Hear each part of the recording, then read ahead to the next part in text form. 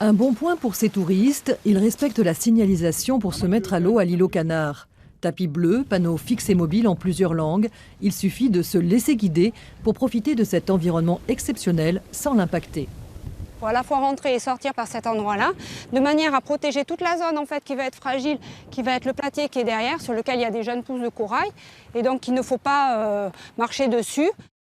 Avec cette nouvelle signalétique, le Centre d'initiation à l'environnement poursuit deux objectifs: informer les visiteurs sur la biodiversité marine et terrestre et bien sûr préserver cette même biodiversité en rappelant les bons gestes. Notamment leur faire comprendre que le corail est un organisme vivant, qu'en l'écrasant, on détruit des dizaines et des dizaines d'années de construction et d'animaux en un seul pas, et que c'est la base après de tout l'écosystème récifal, c'est-à-dire que c'est une ville. Ça sert d'habitat à d'autres, ça sert de nourriture à d'autres organismes. Si on casse un morceau, on déstabilise et après c'est toutes les espèces qui risquent d'être impactées.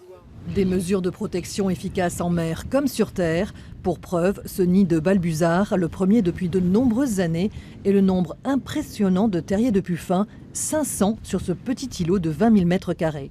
En réservant des zones, ce qu'on appelle des zones de quiétude, qui sont mises en défense par arrêté par la province sud, cette interdiction, elle est symbolisée par ces poteaux et ces cornes, même si elles ne sont plus très droites, mais elles sont globalement respectées. Et d'année en année, sensibilisation des bénévoles du Centre d'initiation à l'environnement, plus grande prise de conscience des gens, on respecte ces limites. Moi, je me rappelle l'époque où, quand les poteaux étaient posés, les gens allaient se mettre à l'ombre derrière les poteaux.